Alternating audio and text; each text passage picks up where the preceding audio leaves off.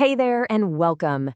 Get ready to dive into the absolutely incredible world of animal biology. I mean, have you ever really stopped to think about how a firefly glows? Or what gives a cheetah its explosive speed? Well, you are in exactly the right place. We're about to take a journey through the amazing machinery of life, from the tiniest cell all the way up to the largest ecosystems. All right, let's get into it.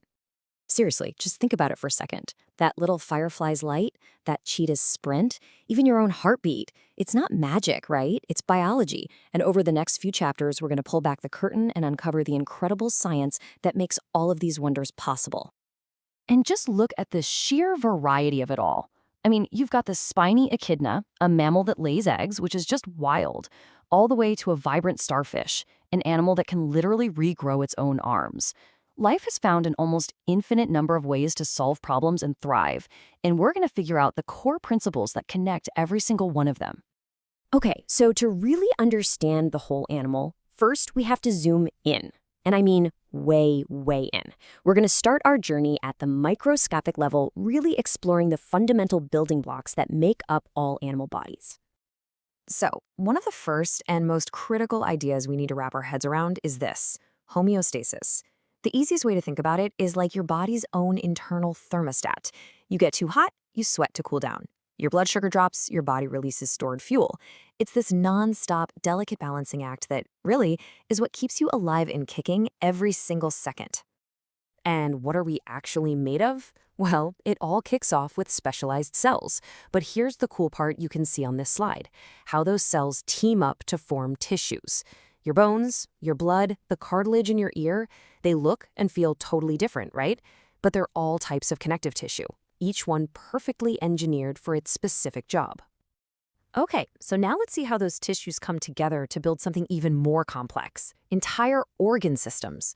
Honestly, you should think of your body as this collection of incredible, high-tech machines, all working together in perfect, beautiful harmony.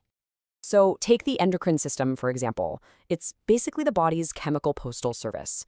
Tiny little hormones get released from glands, they travel all through your bloodstream and act as these little messengers that control literally everything, from how you handle stress to how you grow. And this is just incredible. It shows the sheer elegance of movement. Every single step you take, every time you blink your eyes, it's powered by this intricate microscopic dance happening between proteins inside your muscle cells. It is molecular machinery at its absolute finest. But how does your brain send a message to your foot so fast? It's all thanks to neurons that work on this brilliant all-or-nothing principle. Basically, once a nerve cell gets enough of a signal to fire, it fires completely, full strength. There's no halfway. It's a simple on or off system that creates a communication network faster than you can blink. And of course, we can't forget about fuel. We're going to follow the entire journey of your food. From the second you take a bite, we'll see how this amazingly efficient system of tubes and chemicals breaks it all down and turns a sandwich into the very energy that's powering you right now. But, how an animal gets its energy, well, that affects the entire world around it. So, now that we've explored the universe inside an animal, it's time to zoom back out, way out. Because here's the thing: no animal is an island. Every single organism on this planet is woven into a vast, interconnected web of life. Our planet is this beautiful patchwork of different environments we call biomes. You've got lush rainforests, stark deserts, frozen tundra, and it's the climate, things like temperature and how much it rains, that basically sets the rules for who can live where. It's the grand stage where the drama of life unfolds. So how do populations of animals change? Well, in a fantasy world with unlimited food and space, they just grow forever. That's exponential growth. But in the real world, resources are limited. That leads to what we call logistic growth, where a population grows until it hits the environment's carrying capacity. That's the maximum number of individuals that place can actually support. And understanding this simple idea is like a cornerstone of ecology. And to survive within those limits, different species use totally different playbooks. You've got what we call K-selected species, who play the long game. They live a long time, and they invest a ton of energy into just a few offspring. Then you have the R-selected species, who basically go for quantity over quality. They produce huge numbers of offspring and hope for the best. This slide shows the difference perfectly. On one side, you have the elephant, a classic case strategist, carefully raising its one calf for years. And on the other, you've got the jellyfish, an R strategist, just releasing thousands of babies into the ocean to fend for themselves. Two totally different strategies, but both are incredibly successful ways to survive.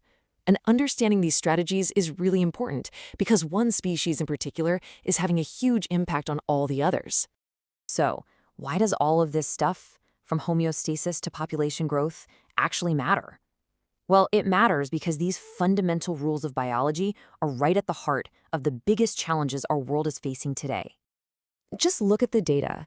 This graph isn't someone's opinion. It's a direct measurement of our atmosphere. It shows the steady, unmistakable rise of carbon dioxide since the Industrial Revolution.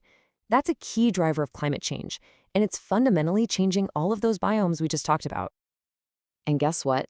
Those rules of population growth apply to us too.